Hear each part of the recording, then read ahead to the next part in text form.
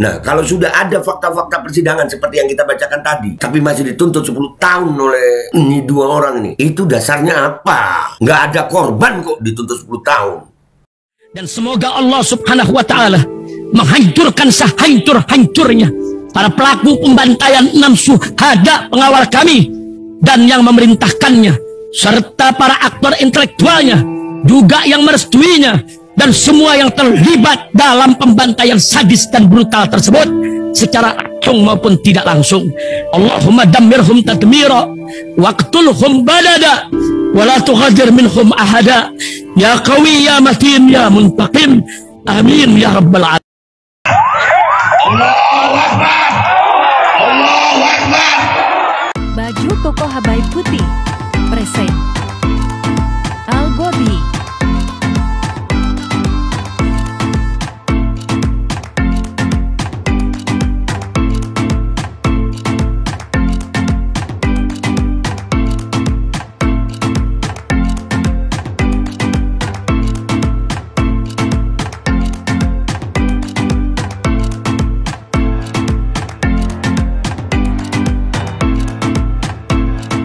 Assalamualaikum warahmatullahi wabarakatuh. Welcome back, selamat datang lagi di channel Babe Aldo bersama gue Babe Aldo, YouTuber rakyat biasa yang tetap santai, tetap sehat, dan jangan lupa ngopi. Bismillahirrahmanirrahim. Alhamdulillah rabbil alamin, wassalatu wassalamu ala sayyidil mursalin sayyidina Muhammadin wa ala alihi washabihi ajmain. Rabbi shrah li sadri wa yassir li amri wahlul 'uqdatam min lisani yafqahu qawli bi nabi wa ali. Salam revolusi akhlak, semangat revolusi akhlak. Semoga akhlak kita jadi lebih baik hari ini dibanding kemarin. Panjang umur, perjuangan, merdeka, Allahu Akbar. Salam sejahtera bagi seluruh rakyat Indonesia dimanapun kalian berada. Semoga kalian semuanya dalam keadaan sehat walafiat, tidak kurang suatu apapun. Dan mudah-mudahan kalau ada yang sakit dari kalian itu menjadi sakit penghapus dosa, penambah pahala. Sakit yang insya Allah segera disehatkan oleh Allah SWT dalam sehat yang manfaat. Amin ya rabbal alamin. Oke guys, jangan lupa cek deskripsi video, di situ ada berbagai macam link, langsung cek aja. Sekarang kita masuk ke konten guys. Konten kita alhamdulillah ya. Persidangan Kiai Fahim Mawardi yang dituduh ya ada dugaan rekayasa kriminalisasi kasus di situ. Ya, ini sudah mendapat tanggapan dari ulama Jawa Timur sudah. Kali ini ada tanggapan dari pernyataan sikap FPI GNPF Ulama PA 212 tentang proses persidangan Gus Fahim di PN Jember. Ini udah dapat perhatian ya. Ya ini bukan tentang kasus Gus Fahim aja sayang. Bukan. Jadi Gus Fahim ini dilaporkan ya, pelapornya itu bukan korban. Kalau ini mereka sukses bikin begini, wah ulama-ulama yang lain bisa tuh. Kalian yang punya pondok-pondok pesantren, kalian dilaporin orang lain, padahal korbannya bisa dibuat-buat gitu. Kayak Gus Fahim ini. Nanti kita spill jaksanya, kita baca dulu pernyataan sikap dulu ini ya. Bahaya nih guys. Pernyataan sikap bersama FPI, GNPF Ulama dan PA 212 tentang proses persidangan Kiai Haji Muhammad Fahim, Gus Fahim di Pengadilan Negeri Jember. Mencermati dan memperhatikan perkembangan dari proses persidangan Kiai Haji Muhammad Fahim atau Gus Fahim di Pengadilan Negeri Jember atas tuduhan pencabulan, kami dapatkan fakta-fakta persidangan sebagai berikut. Ini fakta persidangan loh ya. Nah, jadi para ulama FPI, GNPF Ulama dan PA 212 ini nggak mau menyatakan sikap sebelum ada fakta persidangan. Ya kalau yang salah ya salah. Andai kata Gus Fahim salah ya salah. Tapi ini fakta persidangan, lihat nih. 1.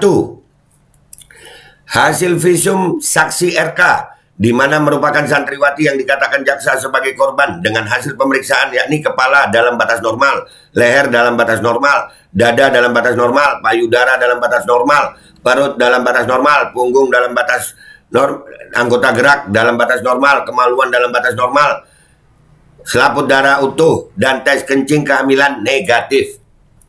2.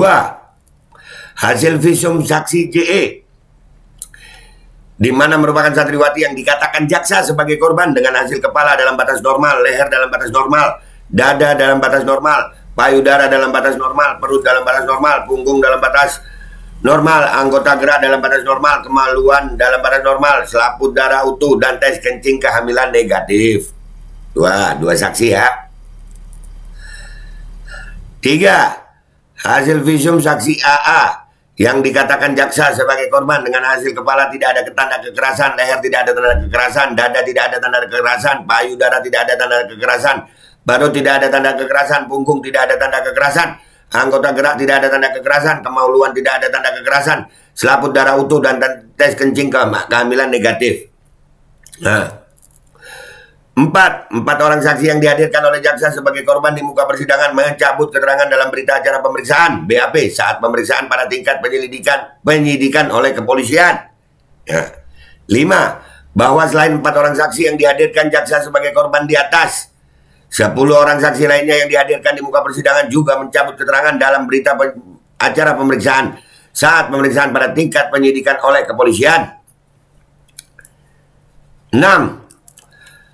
Terdapat pengakuan dari salah satu saksi yang menerangkan di muka persidangan bahwa dalam proses pemeriksaan pada tahap penyidikan diduga terjadi pengancaman atau intimidasi oleh penyidik atas nama Elsa Cahya Anggraini terhadap salah satu saksi yang bercadar dan berjilbab, di mana saksi tersebut menyatakan ditarik kerudungnya untuk mengakui telah disetubui dan dicabuli oleh terdakwa.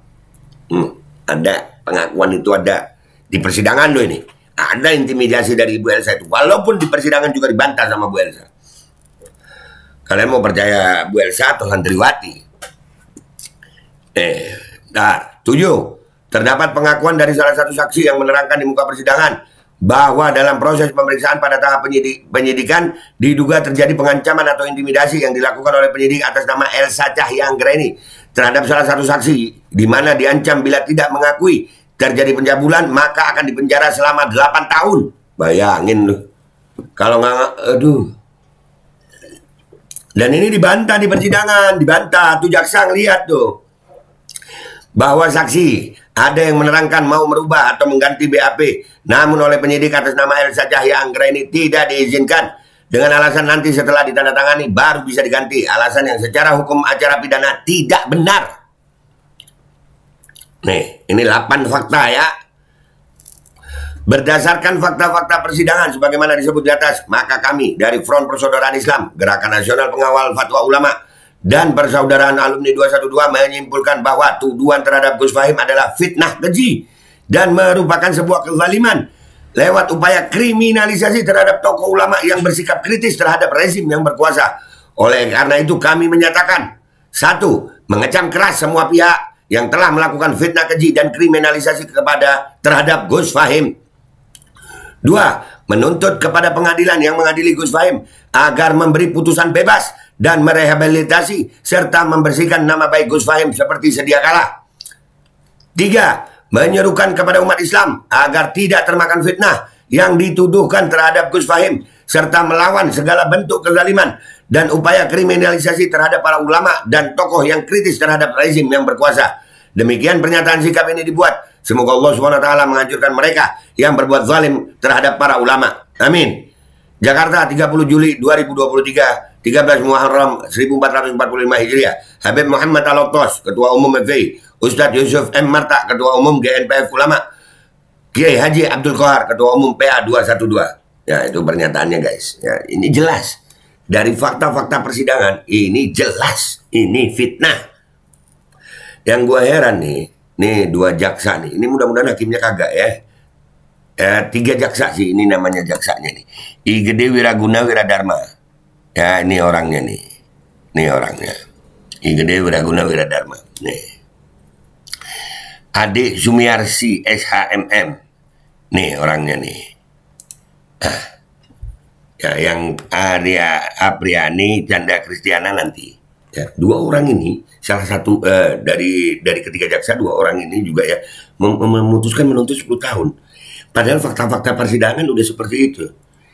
Ini kalian lihat ya, minta maaf dengan segala hormat. Ini non-muslim. Mudah-mudahan hakimnya bisa adil. Gue tahu, lembaga pengadilan itu lembaga hukum. Kalau lembaga hukum, lembaga keadilan, itu tolong berbuatlah atau bertindaklah itu segala sesuatu berdasarkan hukum.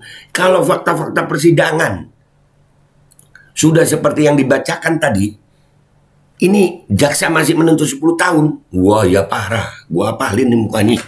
Kali aja kan mau ngopi-ngopi ya Pak. Siapa yang nggak gemes? Orang-orang yang udah dibilang korban ternyata mencabut BAP, ada keterangan tertulis, ada keterangan di persidangan, ada keterangan video. Nih jaksa bisa nuntut 10 tahun. Wah, bisa sampai ke Komjak. Nggak mau berhenti gue. Ini akan sampai ke Komjak, Komisi Kejaksaan.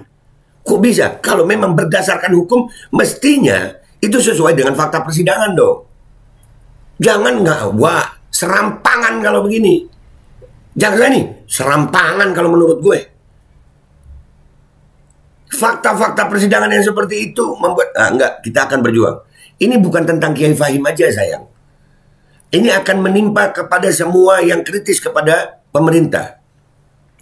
Nanti ujung-ujungnya bikin pelaporan. Orang yang kayak istrinya si Fahim itu yang gampang tergoda atau mungkin fulus juga, mungkin duit juga. Lapor. Korbannya bikin. Bisa. Bisa, tapi ini makanya kita akan berjuang nih. Mudah-mudahan hakim ya. Nanti kita akan spill 2 jaksa ini. Kita akan spill. Sekarang kita spill tipis-tipis. Ya, Bu Jaksa dan Pak Jaksa. Bu Ade dan Pak Gede. Ya, kok bisa nuntut 10 tahun? Hah? Kok bisa, Pak?